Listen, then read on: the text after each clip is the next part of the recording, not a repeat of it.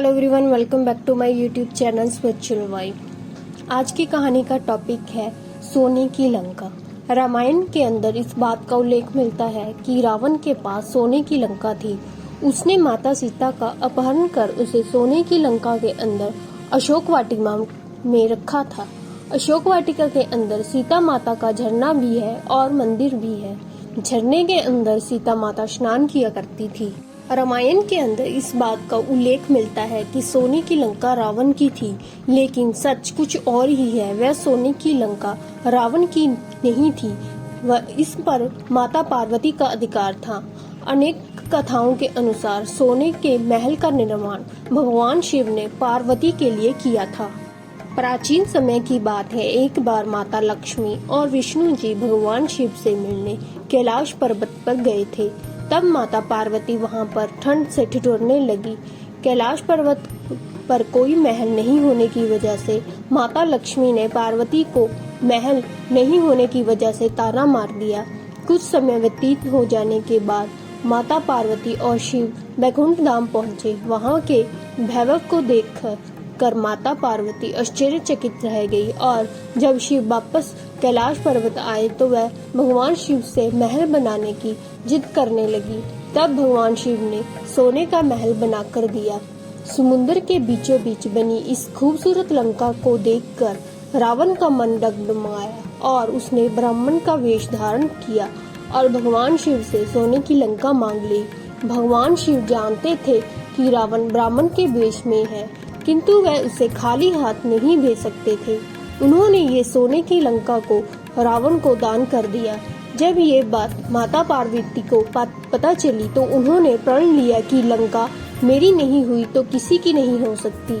और जब रावण ने सीता को यहाँ पर रखा और हनुमान वहाँ पर सीता को तलाशते हुए पहुँचे, उन्होंने अपनी पूंछ के अंदर आग लगाकर सोने की लंका को जला दिया। बताया जाता है कि सोने की लंका 3 पर्वतों पर बनाई गई थी। पहले पर्वत का नाम सुबेल था, दूसरे पर्वत का नाम नील था जिस पर सोने की लंका बनी थी। तीसरे पर्वत को सुंदर पर्वत कहा जाता था जिस पर अशोक वाटिका थी। यहाँ पर कई सारे सुंदर महल बने हुए थे जिनके अंदर कई सारी राजकुमारियाँ निवास करती थीं। इनमें से अधिकतर को रावण हर के लेके आया था। महल के बीचों बीच पुष्प विमान रखा हुआ था। इस विमान की सबसे बड़ी खास बात ये थी, इसका आकार इंसान अपने मन से छोटा बड़ा कर सकता था। इसकी गति और दिशा भी मन से बदली जा सकती थी। इसके अंदर कई लोग एक साथ यात्रा कर सकते थे। सोने की लंका का दहन हनुमान जी ने किया था, ये सच है और हम सभी ऐसा ही जानते हैं, लेकिन सच्चाई थोड़ी सी अलग है। सच में सोने की लंका का दहन माता पार्वती ने किया था। तो आइए जानते हैं इस कथा के बारे में, जिसमें लंका दहन की सच्चाई के बारे में उल्लेख मिलता है।